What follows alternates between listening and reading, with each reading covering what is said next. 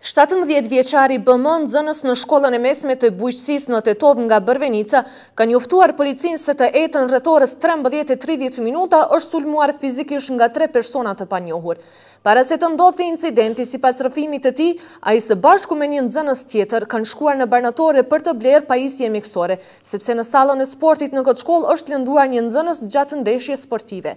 Gjatë kthimit për në shkollë, ata janë takuar nga 3 personat e panjohur, të cilët e kanë sulmuar pas një arsye me grushta në kokë dhe trup. Nga goditjet, BM ka rënë në hapësirë të asfaltuar dhe ka marrë lëndime në fytyrë. Kanë ndërhyrë persona të tjerë të cilët kanë ndërprerë rrahjen, kurse nxënësi i lënduar ka njoftuar profesorët, prindërit dhe policinë, ndërsa më pas në shkollë ka ardhur me prindërit e tij, njofton policia e Tetovës, e cila punon në zbardhjen e plotë të rastit.